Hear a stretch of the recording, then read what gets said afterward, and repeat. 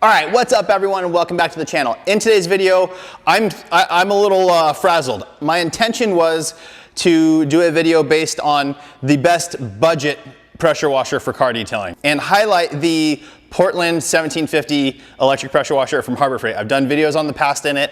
The results were fantastic. With a 3.5 orifice nozzle, I was able to get like 1100 PSI at 1.7 GPM, which was by far the best.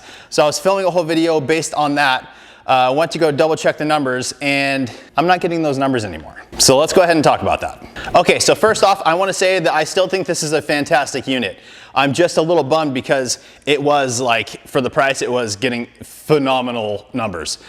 Basically with car detailing, you want to operate in between that 900 to 1200 PSI typically is what I like, with the most GPM I can get. So like 2 GPM. With my professional units, I'm operating around 1100 at 2 GPM. So with that said, this unit, like I said, used to get 1100 at 17 or 1.7 GPM. I ran the tests. I'm gonna go ahead and show you guys everything here. If it seems weird, like out of character, or I'm just genuinely surprised at the results. I was filming a video, like I said, just to show how amazing it was, and the results weren't there. So that's why, let's go ahead and flash that tape. Alrighty guys, so we've got the whole pressure washer hooked up. The water source is on. I'm just gonna go ahead and take the nozzle out. I'm just gonna pull the trigger now and just let the water purge out a little bit. This removes any of the air in the line, so you actually get the optimal performance and not just air bubbles going through it. Now with the trigger pulled still, I like to turn it on.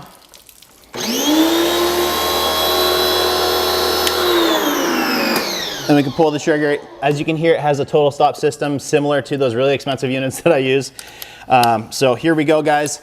This is, again, 3.5 orifice nozzle, 40 degree, and here we go. Let me get this to focus for you.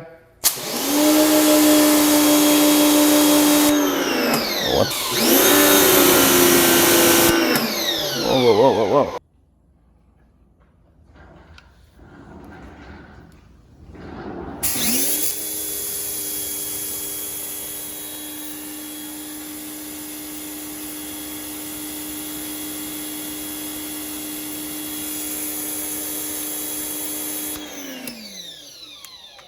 All right, guys, if you saw that, I'm a little confused by it as well. With the 3.5 orifice nozzle, I'm only getting 800 PSI out of this unit. I had some comments on the videos I did in the past saying that they weren't getting the same performance I was, and I've tested 2 or 3 different units in the past. It's been a little while. I picked this one up today, and the performance isn't the same. I will tell you, it still feels like a ton of pressure and flow. So we'll again, with the GPM test at 800 PSI, if the GPM is still high enough, then I'm still good with that. But I will say with the 2.5, or sorry, with the 3.0 nozzle, we're getting 950. So that may be another, a better option, but let's go ahead and test the GPM. Okay guys, so I've got my bucket here, got my pressure washer hose and wand and everything, and I've got my stopwatch. So basically what we're gonna do is stick the nozzle into the bucket, run it for 1 minute, and that'll let us know what our gallons per minute rating is.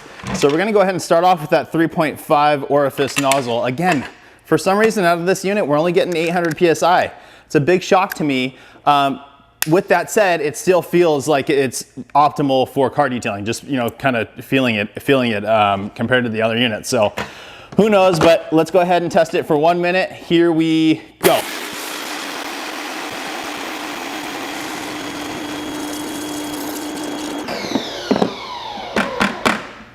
Alrighty.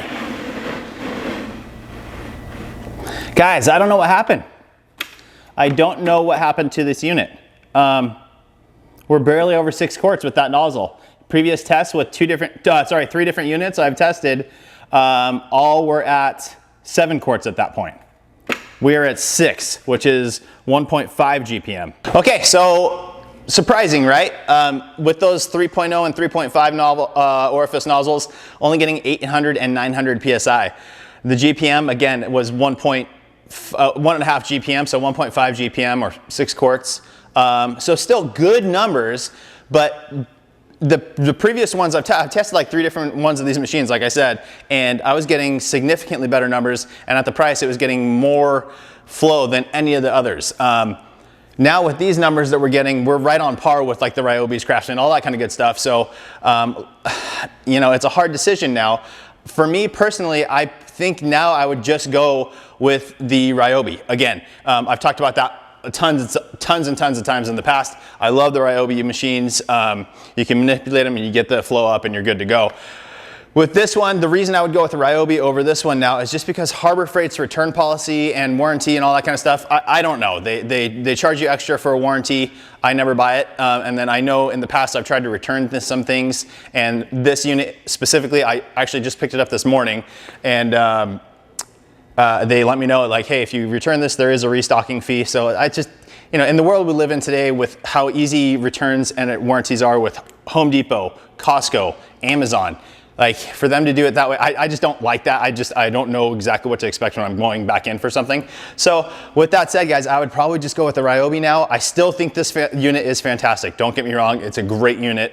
I think it does a great job. You do have to upgrade all those accessories that it comes with. I was actually walking through that whole process on exactly how to set it up. I'm actually going to do that, break that into a separate video now on how to set up your pressure washer, but I was going over that, and you do have to get the adapter and all that kind of stuff. So if you're going to get this machine, check out my other video on it that shows the exact breakdown and the little adapter that you need to replace the hose. But yeah, just a surprising result for me today. Like I said, I was ready to make a video, best budget pressure washer for car detailing, and then the results came in different than what they did before. Like I said, I've tested 2 or 3 of these units, always got really fantastic numbers.